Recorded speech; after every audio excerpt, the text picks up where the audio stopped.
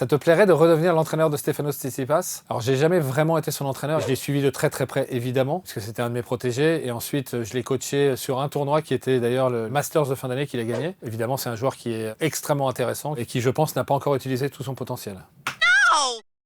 Ow! Quel a été le moment le plus émouvant de ta carrière d'entraîneur? On va dire que j'en ai eu deux principaux. Le premier, c'est le premier Grand Chelem gagné, c'était avec Serena en 2012 à Wimbledon, qui était un moment vraiment particulier. Et puis c'est le premier Roland Garros aussi, c'était avec Serena aussi. Pour la petite histoire, c'était incroyable parce qu'elle n'avait gagné Roland Garros qu'une seule fois, 11 ans avant. Et en 2013, elle le gagne à nouveau. Tout juste un an après qu'on ait commencé à travailler ensemble. Et c'était le jour de mon anniversaire, donc c'était vraiment extraordinaire ce jour-là. Quels sont tes objectifs pour Naomi Osaka? Naomi est une joueuse qui a gagné 4 tournois du Grand Chelem, qui a été numéro 1 mondial, qui a eu une période très difficile.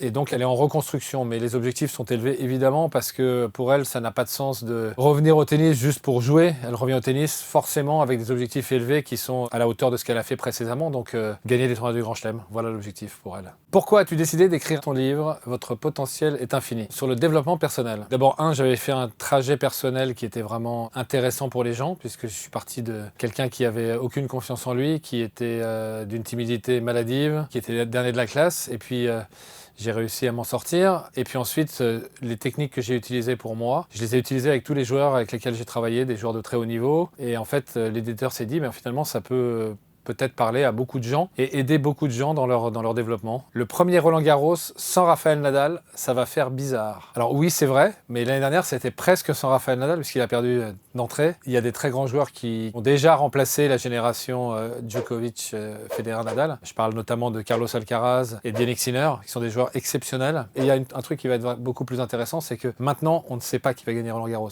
Ça fait 15 ans qu'on sait qui c'est, puisque chaque année, c'est le même. C'était comment de donner des cours à Ronaldo et Rainn Wilson.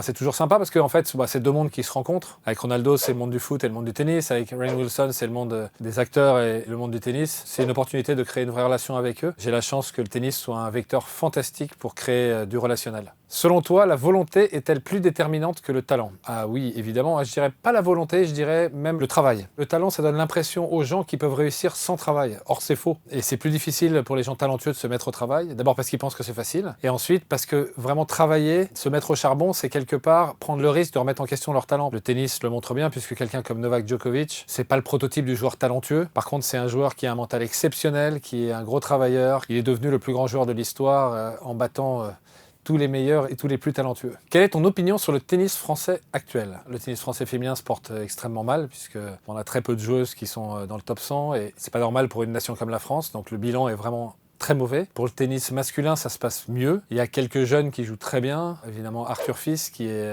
aujourd'hui le joueur qui montre le plus de potentiel. Il y a Giovanni Pecci, qui joue très bien aussi. Puis il y a Hugo Humbert, qui était numéro 1 français il n'y a pas si longtemps, qui est moins jeune, mais qui a encore de très belles années devant lui. Donc il y a 3 joueurs français avec un potentiel encore très intéressant. Penses-tu qu'un jour, le padel deviendra aussi populaire que le tennis? Il est à des années-lumière de devenir aussi populaire que le tennis. Les joueurs de tennis sont des immenses stars. Les joueurs de padel sont complètement inconnus. Le tennis est fabuleux à regarder la télé, je pense que le padel l'est moins. En revanche, comme pratique, je pense que le padel va devenir au moins aussi populaire que le tennis parce que c'est un sport qui est très facile à appréhender. Son accessibilité va faire qu'il peut devenir même plus populaire que le tennis auprès des gens. Je parle de la pratique et non pas, encore une fois, de sport regardé à la télé ou vu dans les stades. Là, le tennis, je pense, sera toujours supérieur. Tu nous balances un secret jamais révélé sur Patrick Mouratoglou. J'ai été chanteur, enfin c'est un grand mot, mais lorsque j'avais 18 ans, j'ai voulu être musicien, j'ai fait une école de jazz et j'ai même joué de la musique dans la rue pendant tout un été avec un saxophoniste.